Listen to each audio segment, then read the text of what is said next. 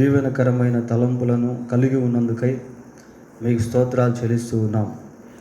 మా ప్రభువా, ఇదిగో ఇంకనూ మేము భూమి మీద సజీవముగా ఉన్నాం. మేము సజీవముగా ఉన్నప్పుడే ఆయన మీరు మాతో ఏదైతే మాట్లాడుతూ ఉన్నారో ఆ మాటల్లో మేమేదైతే తీసుకోవాలో దాన్ని తీసుకొని మా జీవితానికి అన్వయించుకొని మీరు ఆశించిన రీతిగా నాయన లోకంలో జీవించుటకు సహాయము చేయండి. మమ్మును మీకు మహిమకరముగా అనేకులకు ఆశీర్వాదకరముగా దయతో జీవింప చేయమని మా రక్షకుడైన యేసుక్రీస్తు పరిశుద్ధమైన నామములో ప్రార్థన చేస్తున్నాము తండ్రి. ఆమేన్.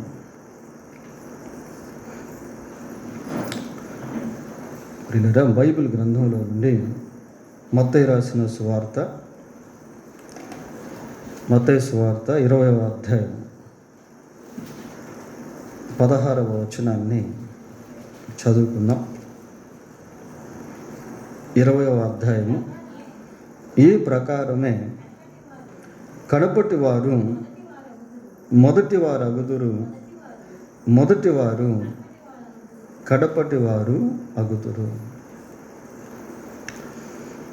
మరి యేసుక్రీస్తు ప్రభువు ఒక ఉపమానాన్ని చెప్పి ఆ ఉపమానపు ముగింపులో ఈ మాటలు చెప్పారు. అయితే రాత్రి ఉపమానం గురించి మనం ధ్యానం చేయట్లేదు, కానీ ఈ వచనానికి రిలేటెడ్గా కొన్ని విషయాలు దేవుని వాక్యంలో నుండి మనం ధ్యానం చేయబోతూ ఉన్నాం.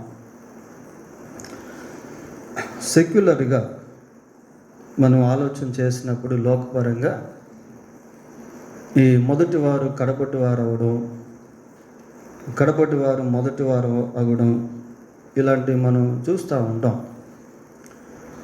ఉదాహరణకి రన్నింగ్ రేస్లో ఒక 10 మంది పాల్గొన్నారనుకోండి. ఒకరు ఇద్దరు చాలా ముందుగా వెళ్తూ ఉంటారు. ఆ చివరిలో ఎవరో ఒకరు ఉంటాడు. వాడేం చేస్తాడంటే కొన్నిసార్లు బాగా బలాన్ని పుంజుకొని ఈ 9 మందిని కూడా దాటి ముందుకు వచ్చేస్తాడు. ఇలాంటి దృశ్యాలు మనం చూస్తూ ఉంటాం. ఎక్కడో వెనకాల ఉన్నటువంటి వ్యక్తి ఎవరు ఊహించినటువంటి విధముగా పరిగెత్తి ముందుకు వచ్చేసి మొదటివాడిగా మారి ప్రైజులు తీసుకోవడం అనేది మనం చూస్తాం. ఒక ఊర్లో ఒక మెకానిక్ ఉండేవాడు. చాలా మంచి మెకానిక్, బాగా డబ్బు సంపాదించాడు. అతని దగ్గర ఒక వర్కర్ ఉండేవాడు. ఈ వర్కర్ ఏం చేశాడు అంటే మెకానిక్ పని నేర్చుకొని ఇతను కూడా మంచి స్థాయికి వెళ్ళాడు. అయితే మెకానిక్ బాగా డబ్బు సంపాదించి త్రాగుడికి అలవాటు పడి, చెడు సంబంధమైన వ్యసనాలకు అలవాటు పడి ఉన్న డబ్బంతా కూడా పోగొట్టుకొని ఏ వ్యక్తికైతే పని నేర్పించాడో ఆ వ్యక్తి కింద మళ్ళీ పనికి చేరాడు. అంటే పనివాడు ఇప్పుడు మెకానిక్ అయ్యాడు, ఓనర్ ఏమో పనివాడు అయ్యాడు. ఇలాంటివి మనం అక్కడక్కడ చూస్తూ ఉంటాం ప్రియులారా. ఓనర్ కింద ఉన్న వర్కర్లు ఓనర్లు అవ్వడం, వర్కర్ల పైన ఉన్నటువంటి ఓనర్లు వర్కర్స్ అవ్వడం అనేటువంటిది మనం అక్కడక్కడ దృశ్యాలు అనేటువంటివి సహజంగా చూస్తూ ఉంటాం.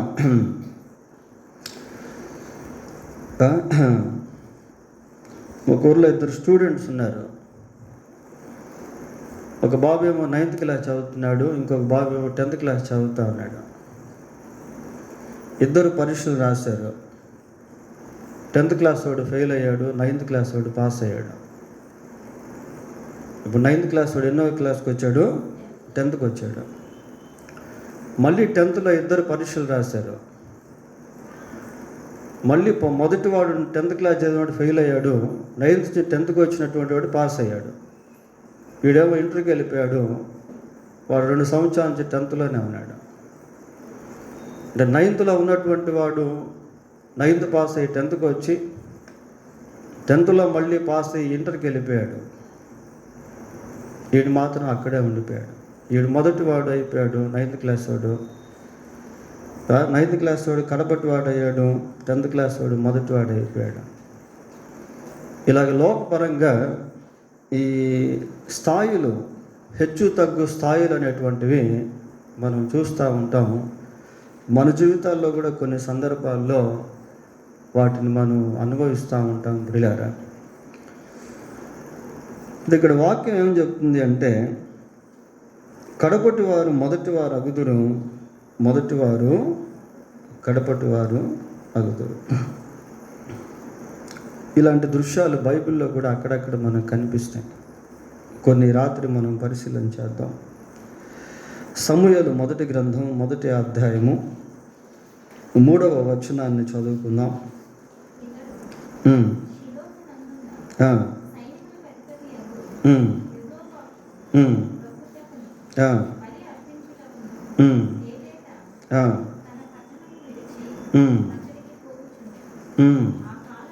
ఆ కాలమున ఏలీ యొక్క 2 కుమారులకు హోప్ని ఫినెహాసును యెహోవాకు యాజకులుగా ఉండిరి.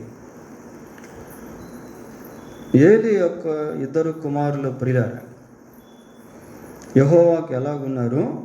యాజకులుగా ఉన్నారు. సరే, 3వ అధ్యాయం 3వ వచనానికి వద్దాం.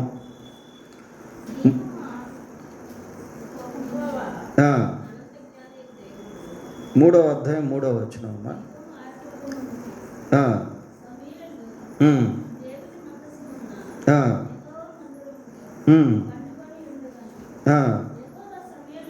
యెహోవా సమూయేలును పిలిచెను.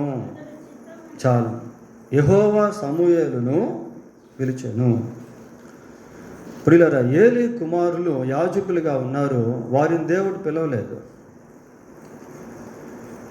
మనం 1వ అధ్యాయం 3వ వచనం చదివినప్పుడు అసలు సమూయేలే పుట్టలేదు.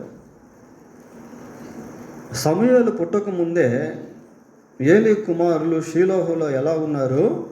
యాజకులుగా ఉన్నారు. ఆ తర్వాత హన్నాకు దేవుడు సమూయేలుని ఇవ్వడం, ఆ సమూయేలు పెరిగి పెద్దవాడు అవ్వడం, పెద్దవాడు అయిన తర్వాత in course of time he became a judge for the people of Israel. కాలక్రమేణా సమూయేలు ఇస్రాయేల్ ప్రజలకు న్యాయాధిపతిగా మారాడు, ప్రవక్తగా మారాడు. మరి న్యాయాధిపతుల గురించి మనం ఆలోచన చేసినప్పుడు ఏలీకి సమూయేలుకి మధ్య న్యాయాధిపతులు ఎవరు అంటే ఏలీ కుమారులు ఉండాల్సింది, హోప్ని ఫీనెహాసు ఉండాల్సింది. సమూయేలు పుట్టకముందే హోప్ని ఫీనెహాసు ఉన్నారు యాజకులుగా. కానీ సమూయేలు పుట్టి వారికంటే ఉన్నతమైనటువంటి స్థితిలోనికి వెళ్ళిపోయాడు. ఈ మొదటిగా ఉన్నటువంటి వారు కడపటి స్థితిలోకి వెళ్ళారు. ఆ తర్వాత పుట్టినటువంటి వ్యక్తి మొదటి స్థితిలోనికి వచ్చాడు. ఆ స్థాయి చూడండి ప్రియులారా. వాస్తవానికి ఏలీ కుమారులు యాజకులుగా ఉన్నటువంటి ఏలీ కుమారులతో దేవుడు మాట్లాడలేదు. ఎవరితో మాట్లాడాడు? సమూయేలుతో మాట్లాడాడు. ప్రియులారా,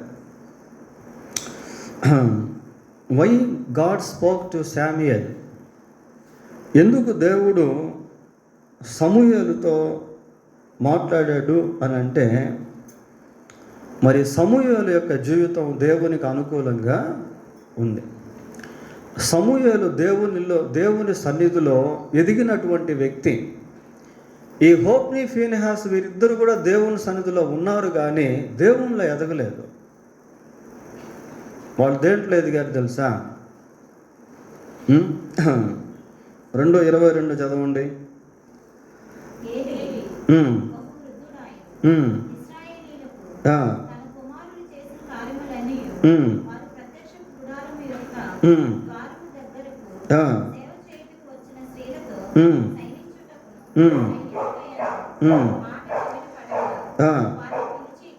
చాలు.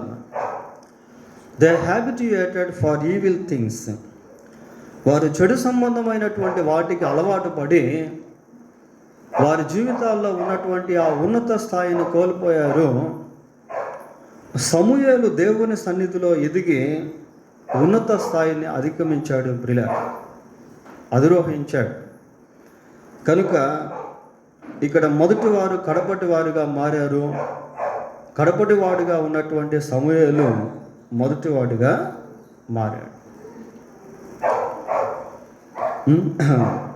తర్వాత ఇంకొక దృశ్యాన్ని కూడా మనం చూద్దాం. రూతు గ్రంథం మొదటి అధ్యాయము 16వ వచనాన్ని చదువుకుందాం, ప్రియులారా.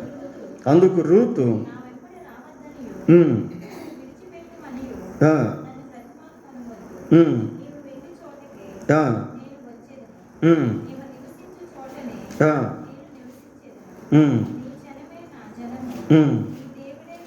నీ దేవుడే నా దేవుడు. ఇక్కడ రూతు ఎవరితో మాట్లాడుతుంది? ఈ మాటలు నయోమితో మాట్లాడుతూ ఉంది, ప్రియులారా. వీళ్ళ బ్యాక్గ్రౌండ్ హిస్టరీ మనం గమనించినట్లయితే రూతు అన్యురాలు, నయోమి యూదురాలు. రూతు మోయాబు స్త్రీ,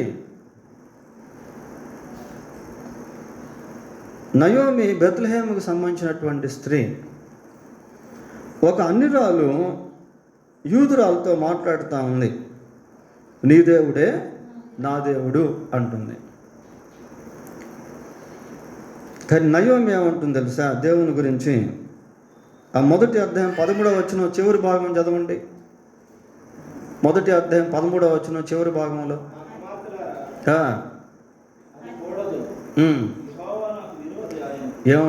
ఏమంటుంది? యెహోవా నాకు విరోధి ఆయను అంటుంది. ఆ వే ఆఫ్ కన్వర్సేషన్ చూడండి ఎలాగుందో. అదే మొదటి అధ్యాయం 20వ వచనం చదవండి.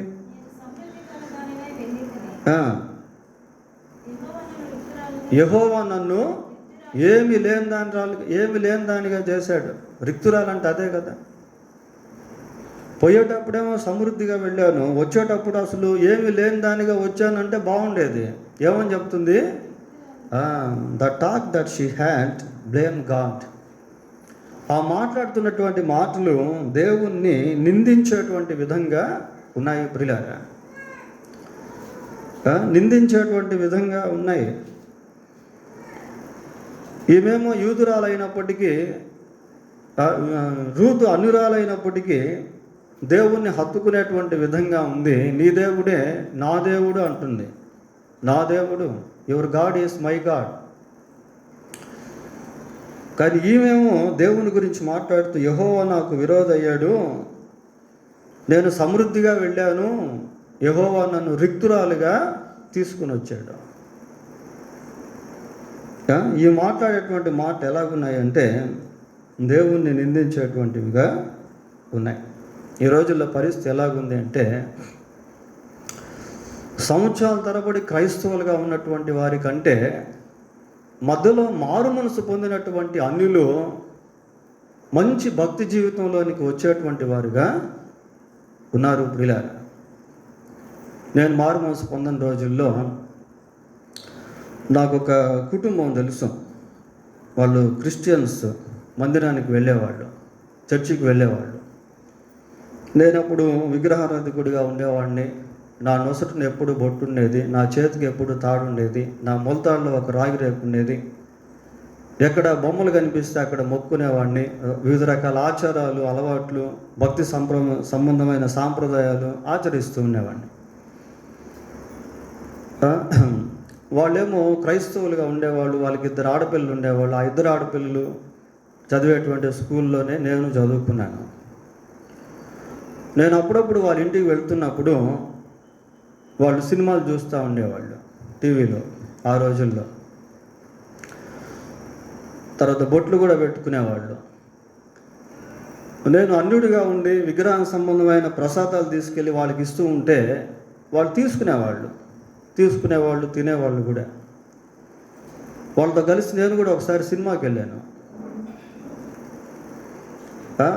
వాళ్ళ ఇంట్లో ఎప్పుడు సినిమా సంబంధమైన మాటలు వినపడతా ఉండేవి. అందరూ కలిసి పేకాట ఆడేవాళ్ళు, మళ్ళీ చర్చికి వెళ్ళేవాళ్ళు, ప్రియులారా. అయితే దేవుడు నన్ను దర్శించినప్పుడు నేను మారు మనసు పొంది వాళ్ళకి వెళ్ళి సువార్త చెప్పాను, దేవుని గురించి చెప్పాను. నేనెక్కడో అన్యుడిగా ఉన్నటువంటి వ్యక్తిని దేవుడు నన్ను దర్శించి అలా నామకార్థపు క్రైస్తవులు చాలా సంవత్సరాలు వాళ్ళు అలాగే జీవిస్తూ వచ్చారు. చాలా సంవత్సరాల నుంచి నాకు వాళ్ళు పరిచయం. అయితే నేను మారు మనసు పొందిన తర్వాత వారి ఇంటికి వెళ్ళి దేవుని వాక్యం చెప్పేవాడిని. ఎన్నోసార్లు వెళ్ళి సువార్త ప్రకటించాను, దేవుని వాక్యం చెప్పాను. అప్పుడు కూడా వాళ్ళు నవ్వేవాళ్ళు.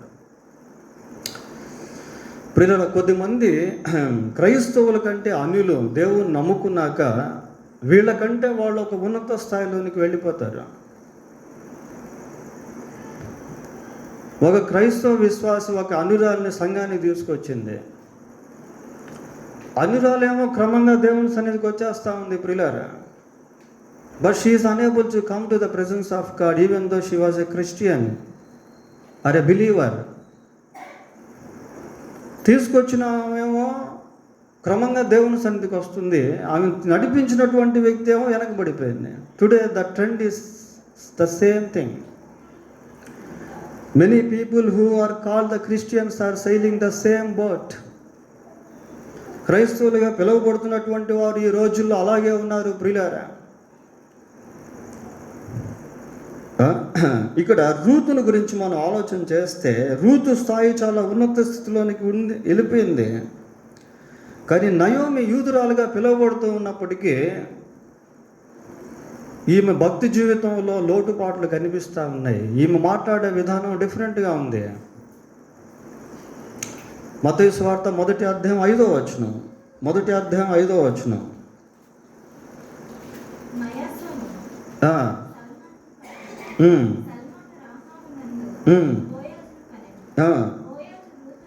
బోయజు రూతునందు ఓబేదును కనెను. నయోమి పేరు లేదు ప్రియులారా.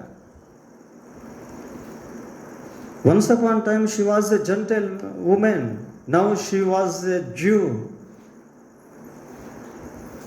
Now she is a Jew. ఒకానొకప్పుడు ఈ రూతు అన్యురాలు ప్రియులారా. ఇప్పుడు ఇవేమైపోయిందంటే యేసుక్రీస్తు యొక్క వంశావళిలో చేర్చబడింది. నయోమి కనబడటంలో ఇక్కడ నయోమి సైడ్ అయిపోయింది, వెనకబడిపోయింది. వెనకున్నటువంటి ముందుకు వచ్చింది. మొదటివారు కడపటివారు అగుదురు, కడపటివారు మొదటివారు అగుదురు.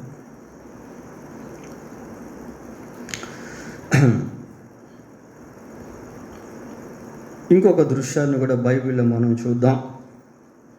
అది ఆదికాండం 41వ అధ్యాయం. ఆదికాండం 41వ అధ్యాయము 8వ వచనం చదువుదాం ప్రియులారా. తెల్లవారినప్పుడు అతని మనస్సు కలవరపడి అతడు ఐగుప్తు శకునగాండ్రందరినీ అక్కడికి విద్వాంసులందరినీ పిలువనంపి ఫరో తన కలలను వివరించి వారితో చెప్పెను గాని ఫరోకు వాటి భావము తెలుపగలవాడెవడును లేడు. ప్రియుల, ఐగుప్తు దేశాన్ని పరిపాలించేటువంటి ఫరోకి ఒకరోజు ఒక కల వచ్చింది. కల వచ్చిన తర్వాత కలవరపడతా ఉన్నాడు. ఎందుకంటే కలలో ఉన్నటువంటి భావం అర్థం కావట్లేదు. అతని హృదయంలో గొప్ప కలవరానికి అదే దారితీసింది. అప్పుడు ఏం చేశాడంటే ఐగుప్తు దేశంలో ఉన్న వాళ్ళందరినీ కూడా పిలిపించాడు. ఎవరెవరిని పిలిపించాడట? శకునగాండ్రును విద్వాంసులను విద్వాంసులను శకునగాండ్రును పిలువనంపించాడు. వాళ్ళు ఎన్ని సంవత్సరాల నుంచి ఐగుప్తు దేశంలో ఫరో రాజ్యంలో శకునగాండ్రుగా ఉన్నారో విద్వాంసులుగా ఉన్నారో మనకు తెలియదు. ఐగుప్తు యొక్క విద్యాశాస్త్రము, ఐగుప్తు యొక్క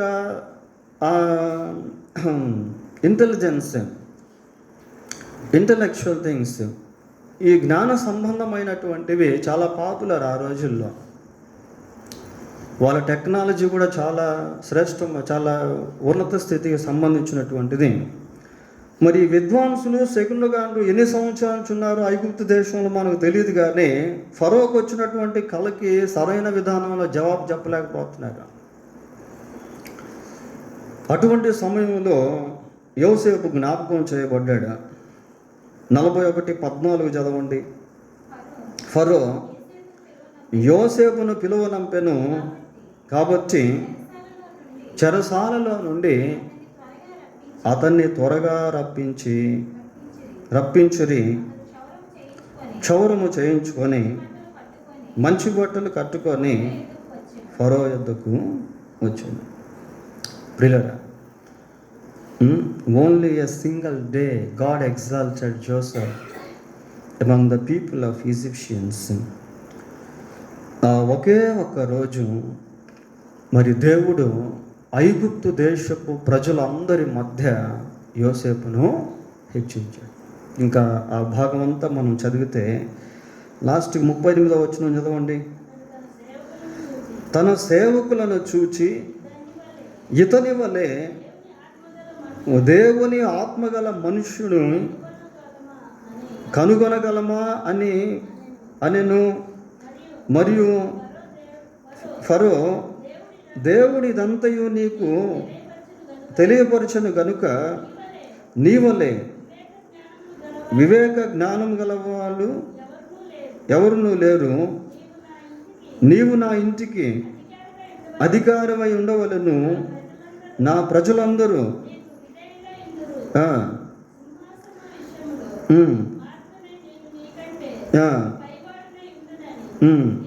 యోసేపుతో చెప్పాను.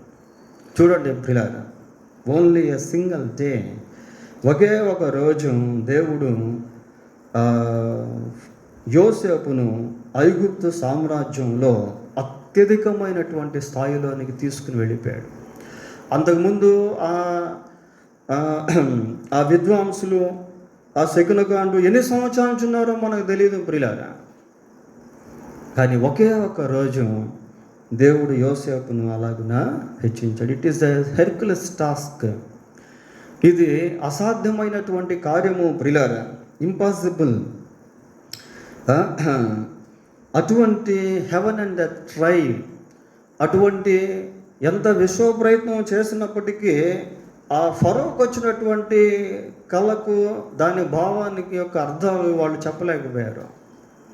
ఎన్నో సంవత్సరాల నుంచి వాళ్ళు ఐగుప్తు దేశంలో మంత్రజ్ఞులు ఉన్నారు, కానీ విద్వాంసులుగా ఉన్నారు, కానీ వారికి ఆ కళాభావము తెలియలేదు ప్రియారా.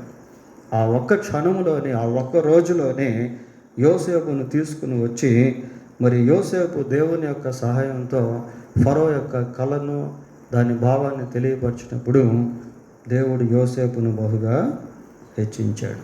ఇప్పుడు అక్కడ ఉన్నటువంటి విద్వాంసులు, శకునగాండ్రు, వాళ్ళంతా కూడా మొదటి స్థానంలో ఉన్నటువంటి వాళ్ళు కడపటి స్థానంలోనికి వెళ్ళారు.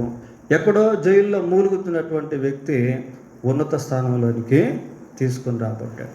ఇక్కడ మనం నేర్చుకోవాల్సినటువంటి లెసన్ ఏంటో తెలుసా? యోసేపు దేవుణ్ణి ఎరిగి ఉండి దేవునికి నమ్మకంగా జీవించాడు.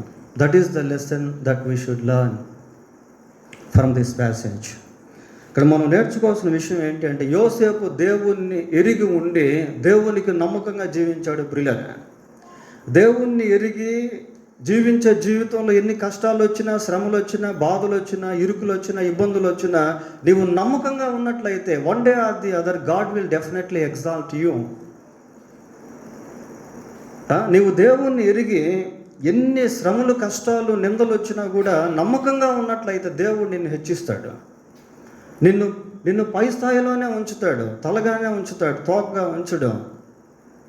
నిన్ను మొదటి స్థానంలోనే తీసుకొస్తాడు. ప్రజలు ఒకవేళ నిన్ను గుర్తించకపోయినా, నా అనేటువంటి వారు ఎవరు లేకపోయినప్పటికీ దేవుడు నిన్ను ఉన్నత స్థాయిలోనికి తీసుకుని వచ్చేస్తాడు.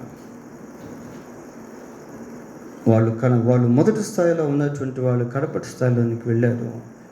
ఎక్కడో అట్టడుగుపోయినటువంటి స్థితిలో ఉన్నటువంటి యోసేపును దేవుడు ఉన్నత స్థాయిలోని తీసుకుని వచ్చాడు. కారణం ఏంటి అంటే, ఒకటి, యోసేపు దేవుని ఎరిగినవాడు. 2, యోసేపు నమ్మకంగా జీవిస్తున్నటువంటి వాడు.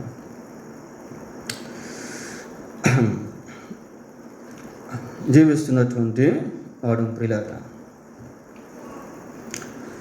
కడపటి వారు మొదటి వారు అగుదురు, మొదటి వారు కడపటి వారగుదురు. రివర్సల్లో మొదటివారు కడపటి వారగుదురు, కడపటి వారు మొదటివారు అగుదురు. బైబిల్లో ఇంకొక సంఘటన కూడా మనం చూస్తాం. మత్తయి సువార్త 10వ అధ్యాయం, మత్తయి రాసిన సువార్త 10వ అధ్యాయం మొదటి వచనం. ఆయన తన 12 మంది శిష్యులను పిలిచి అపవిత్రాత్మను వెలగొట్టకును, ప్రతి విధమైన రోగమును, ప్రతి విధమైన వ్యాధిని స్వస్థపరచుటకును వారికి అధికారము ఇచ్చిన 12 మంది శిష్యులు. ఈ 12 మంది శిష్యుల్లో మరి ఇస్కరియోతు యూదా అనేటువంటి వ్యక్తి కూడా ఉన్నాడు ప్రియారా. ఇస్కరియోతు యూదా మరి 12 మంది శిష్యుల్లో ఒకటిగా ఎంచబడ్డాడు.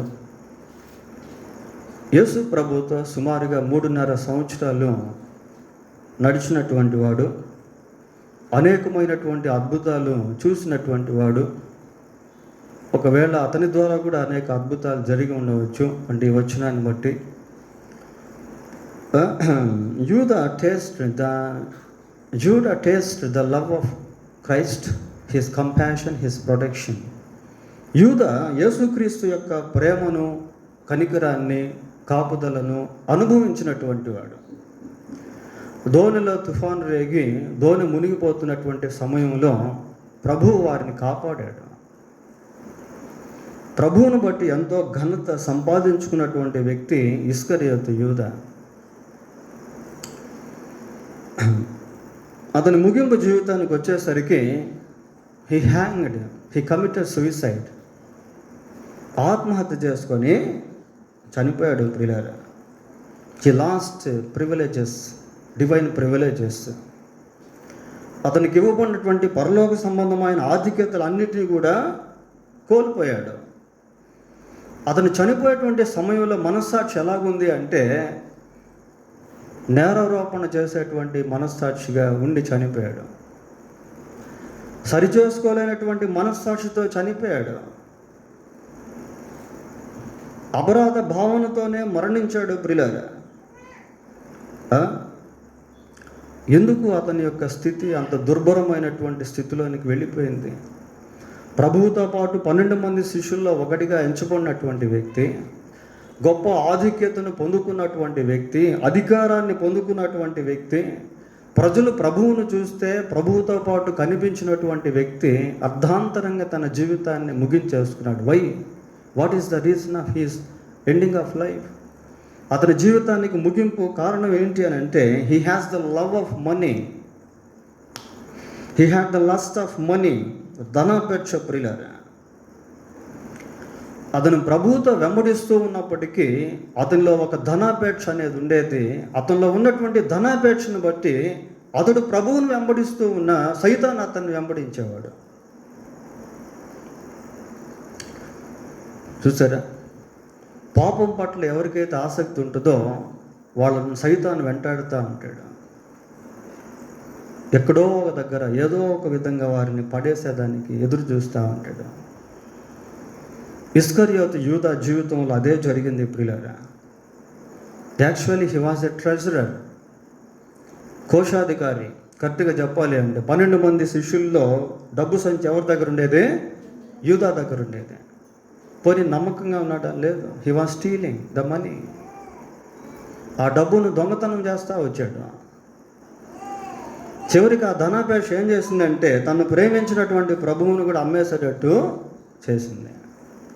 పాపం ఎంత ఘోరమైనటువంటి స్థితికైనా తీసుకెళ్ళిపోతుంది ప్రియులారా. ఎంత దారుణమైనటువంటి స్థితికైనా తీసుకుని వెళ్ళిపోతుంది. ప్రభువును సిలువకు అప్పగించాడు, తాను ఊరేసుకొని చనిపోయాడు.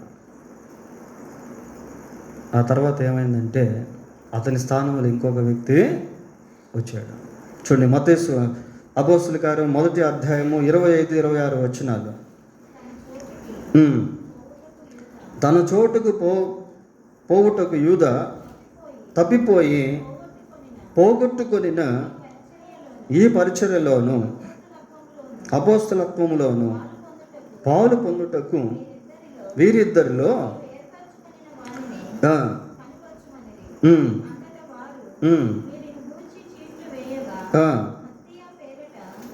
మత్తీయ పేరట చిట్టి వచ్చెను గనుక అతడు 11 మంది అపోస్తుల్లో లెక్కింపబడెను. 12వ వ్యక్తిగా గుర్తించబడ్డాడు. 11 మంది శిష్యులతో పాటు ఈ మత్తయి అనేటువంటి వ్యక్తి 12వ శిష్యుడిగా గుర్తింపు పొందాడు. ప్రియులారా, యూదా వెళ్ళిపోయాడు. మొదటి నుండి శిష్యుడిగా ఉన్నటువంటి వ్యక్తి అర్ధాంతరంగా తన జీవితాన్ని ముగించుకున్నాడు. అసలు ఈ మత్తయి ఎవరో కూడా మనకు తెలియదు. But he was accounted one of Jesus 12 disciples. 12 మంది యేసుక్రీస్తు శిష్యుల్లో ఒకటిగా ఈ మత్తయ్య చోటు చేసుకున్నాడు. ప్రియులారా, మొదటివారు కడపటి వారు అగుదురు, కడపటి వారు మొదటి వారు అగుదురు. ఇకపోతే యూదుల దగ్గరికి వద్దాం. యోహాను సువార్త మొదటి అధ్యాయం 11వ వచనం. ఆయన తన స్వకీయుల యొద్దకు వచ్చెను, ఆయన స్వకీయులు ఆయనను అంగీకరించలేదు. స్వకీయులు అంటే యూదులు. ప్రియులారా, యేసు ప్రభు యూదా గోత్రంలో జన్మించాడు, యూదుల మధ్య జీవించాడు. కానీ యూదులు ఆయన అంగీకరించలేదు. ఆయన తన స్వకీయుల యొద్దకు వచ్చెను, వారు ఆయన్ని అంగీకరించలేదు. ఈ అంగీకరించలేదు అన్న మాటను అలాగే గుర్తుపెట్టుకొని అదే సువార్త 4వ అధ్యాయం 42వ వచనానికి వద్దాం. 4:42. ఈయన నిజముగా లోక రక్షకుడని తెలుసుకొని నమ్ముచున్నామనిరి. They didn't believe, they believed. స్వకీయుల యొద్దకు వచ్చాడు యేసుక్రీస్తు ప్రభు, వాళ్ళు ఆయన నమ్మలేదు. సమరయుల దగ్గరకు వచ్చాడు. ప్రియులారా, సమరయులు యేసుక్రీస్తుని విశ్వసించారు, నమ్మారు.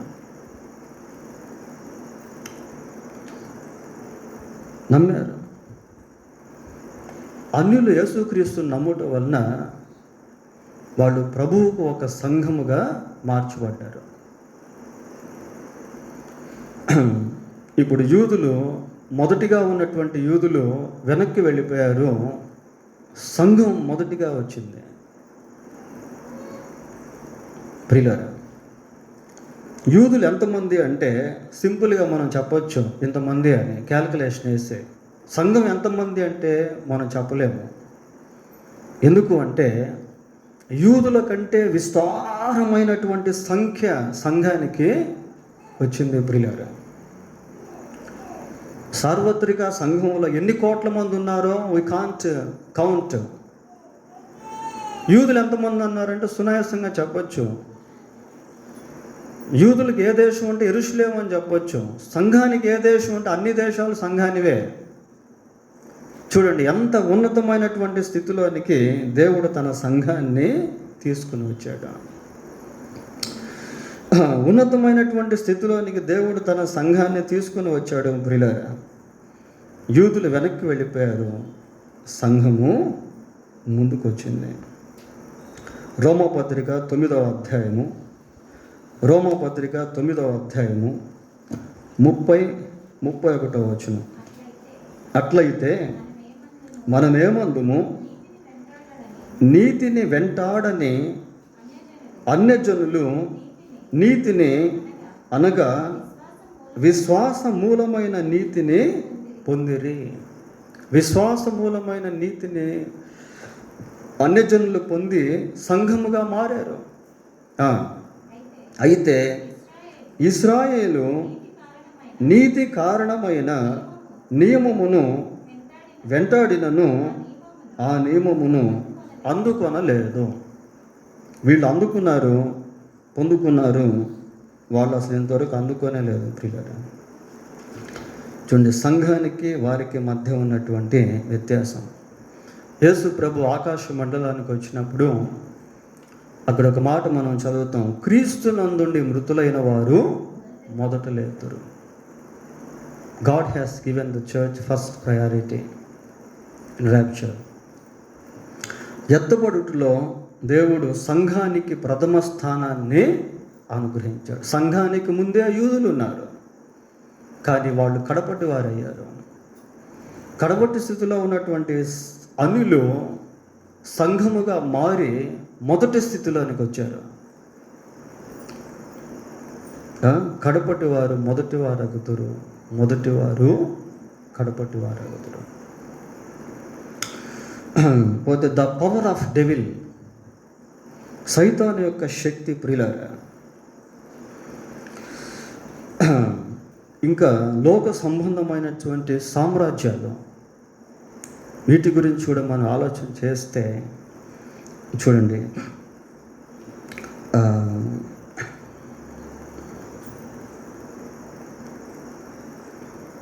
దానియేలు గ్రంథం 2వ అధ్యాయము 45వ వచనం. దానియేలు గ్రంథం 2వ అధ్యాయం 45వ వచనం. చేతి సహాయము లేక పర్వతము నుండి తీయబడిన ఆ రాయి ఇనుమును, ఇత్తడిని, మట్టిని, వెండిని, బంగారమును పగులు కొట్టగా తమరు చూచితిరి. ఇక్కడ కొన్ని లోహాలు మనకు కనబడుతూ ఉన్నాయి. కొన్ని లోహాలు మనకు కనబడుతున్నాయి ప్రియులారా. ఏమేమి లోహాలు ఉన్నాయి అక్కడ? ఇనుము, రాయి పక్కన పెడతాం, రాయి కాదు లోహం. ఇనుము, ఇత్తడి, మట్టి, వెండి, బంగారు. ఇక్కడ కనిపిస్తున్నటువంటి లోహాలు లోక సామ్రాజ్యాలకు ముంగుర్తులు ప్రియులారా. బబులోను సామ్రాజ్యము, మనం కొంచెం ఆ 2వ అధ్యాయాన్ని ధ్యాన భాగంగా చదివితే హిస్టారికల్గా అందులో అక్కడ మనం చూడవచ్చు. మొట్టమొదటిగా బబులోను సామ్రాజ్యం. దానియేలు కాలంలో బబులోను సామ్రాజ్యం అనేది ఉంది. అది క్రీస్తుకు పూర్వం 605 నుంచి 539 వరకు బబులోను సామ్రాజ్యం అనేది ఉండేది. ఆ తర్వాత ఆ సామ్రాజ్యాన్ని పతనం చేసి మాదియా పారసిక సామ్రాజ్యము అమల్లోనికి వచ్చింది. దాని చరిత్ర క్రీస్తుకు పూర్వం 539 నుండి 331 వరకు బీసీ మనం చరిత్రలో చూడవచ్చు ప్రియులారా.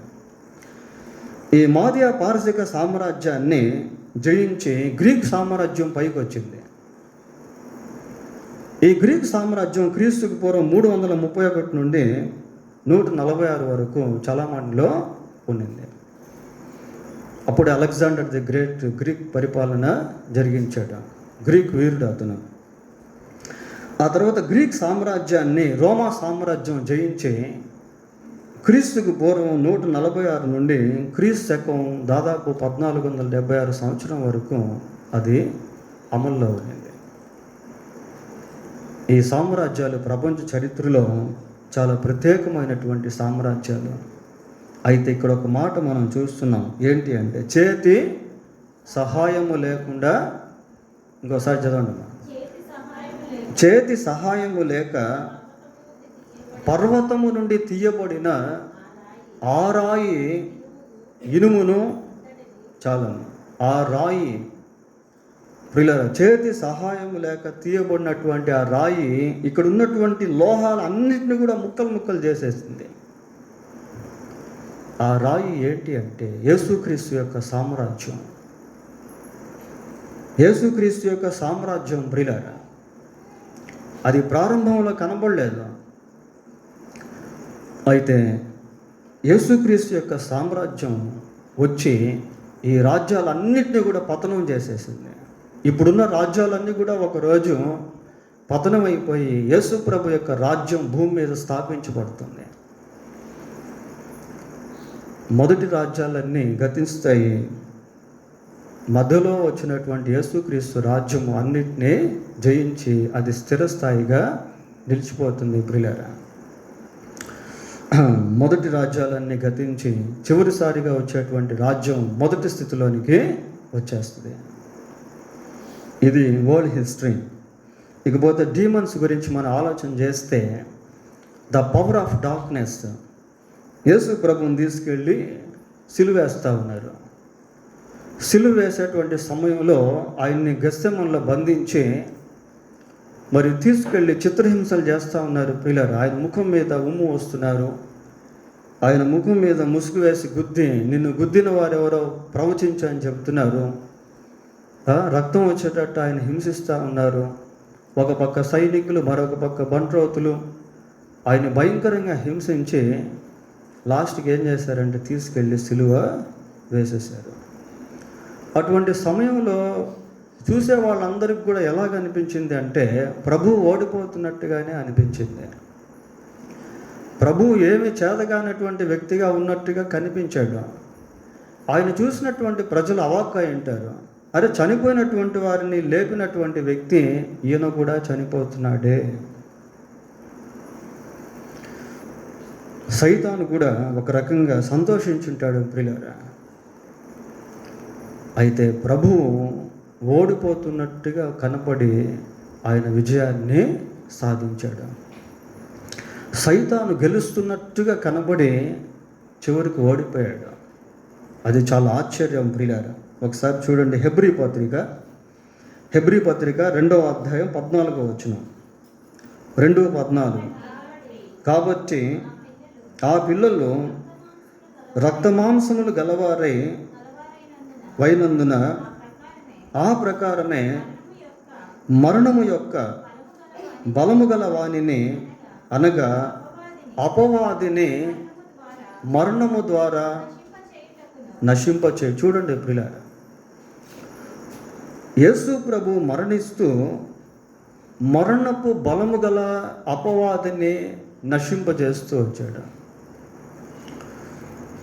అంటే ఈయన బ్రతికి అపవాదిని జయించడం కాదు, ఈయన చనిపోయి అపవాదిని జయించాడు ప్రియులారా. ఇది చాలా ఆశ్చర్యం. ఇది లోకానికి అర్థం కానటువంటి విషయం. సైతాను గెలుస్తున్నట్టుగా కనబడి చివరికి ఓడిపోయాడు. యేసుక్రీస్తు ప్రభు ఓడిపోతున్నట్టుగా కనబడి చివరికి గెలిచాడు ప్రియులారా. ఆయన మరణాన్ని గెలిచాడు, అపవాదిని గెలిచాడు, శాపాన్ని గెలిచాడు. He conquered everything. సమస్తాన్ని ఆయన జయించాడు.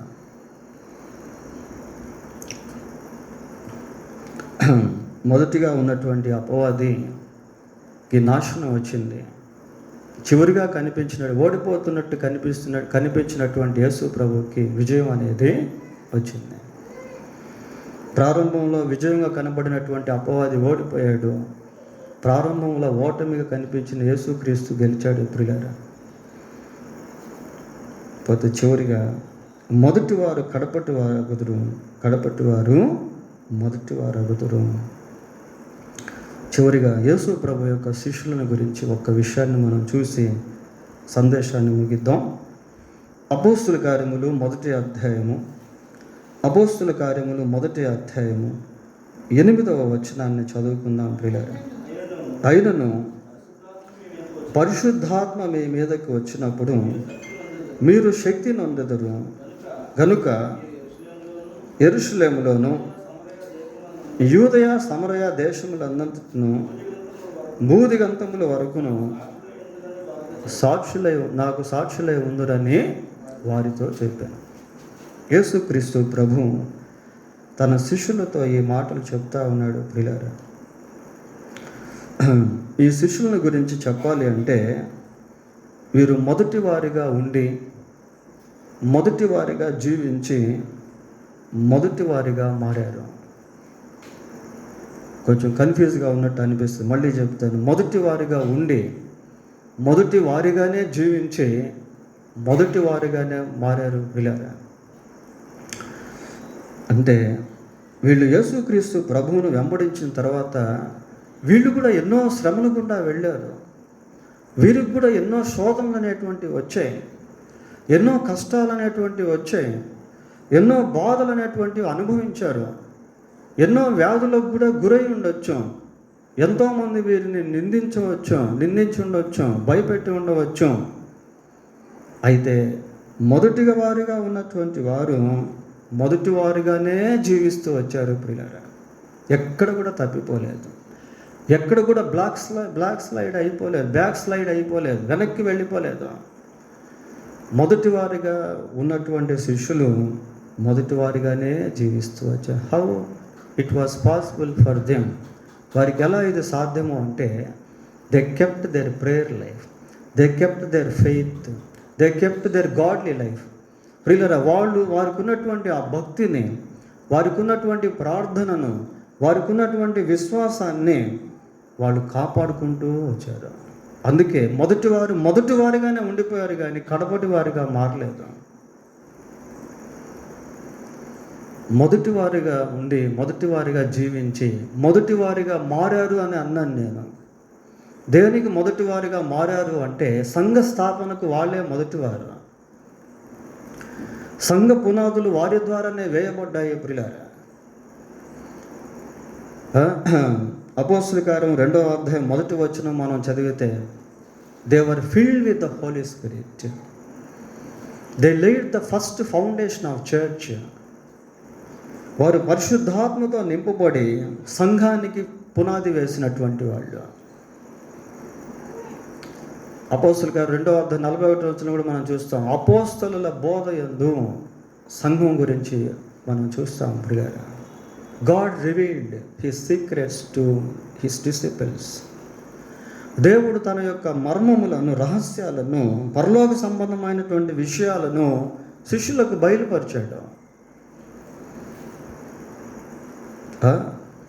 కాబట్టి శిష్యుల్లోంచి మనం తెలుసుకోవాల్సింది ఏంటి అంటే, వాళ్ళు కడపటి వారిగా అయితే మారలేదు, కానీ మొదటివారిగానే ఉండి మొదటివారిగానే జీవించి మొదటివారిగా మారారు. ప్రియులారా, దేవుడు మనం కూడా అలా ఉండాలని కోరుకుంటున్నాడు. ఈ రోజులు ఎలాంటివి అంటే, ఎక్కడైనా నీ వెనకడుగు వేస్తే సైతాన్ లాగేస్తాడు నిన్ను. మీ విరోధి అయిన అపవాది ఎవరిని మృంగుతున్నా అని గర్జించి సింహం వలె వెతుకుచూ తిరుగుతావు. నీవు దొరికావంటే అయిపోయినట్టే. ఈ ఎండింగ్ డేస్ చాలా పవర్ఫుల్గా ఉంటాయి ప్రియులారా. So we need to have a care of devil. కనుక సైతాను విషయంలో, పాపం విషయంలో జాగ్రత్త కలిగి ఉండటం అనేది చాలా అవసరం. ఒకవేళ ఇతరులు భక్తిలో వెళ్ళిపోతూ ఉన్నా కూడా వీ షుడ్ నాట్ ఇమిటేట్. వారిని మనం అనుకరించకుండా మన భక్తిని మనం జాగ్రత్తగా కాపాడుకోవాలి. భక్తిని కాపాడుకునేవాడు ఎప్పుడు ఒకటేగా ఉంటాడు. బైబిల్లో ఒక మాట ఉంది, లోకమును దాని ఆశయు గతించును, దేవుని చిత్తము జరిగించేవాడు నిరంతరము నిలుచును. దేవుడు తన వాక్యం దీవించును గాక. ప్రార్థన చేసుకున్నాం. ప్రార్థన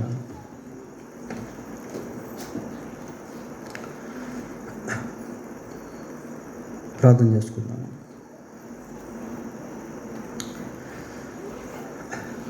ప్రేమ కలిగిన మా తండ్రి, పరిశుద్ధుడైన మా దేవ, మీకు వందనాలు, స్తోత్రాలు.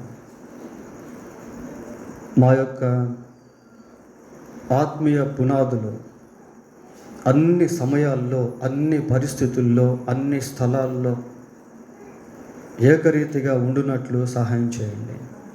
మిమ్మును ఎరిగి నమ్మకంగా జీవించుటకు కృప దయచేయండి. జాగ్రత్తగా భక్తి జీవితాన్ని కట్టుకొని కాపాడుకొనుటకు సహాయం చేయండి. ఎక్కడ కూడా వెనక్కి వెళ్ళిపోకుండా, జారిపోకుండా, పడిపోకుండా ప్రభువా మమ్మల్ని నిలబెట్టండి. మమ్మల్ని అందరినీ బలపరచండి.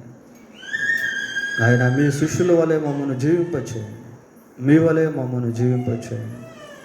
మీ సన్నిధి మాకందరికీ తోడుగా ఉంచమని మా ప్రభు అయిన యేసుక్రీస్తు పరిశుద్ధమైన నామములో ప్రార్థన చేస్తున్నాము తండ్రి. ఆమేన్. అందరూ లేచి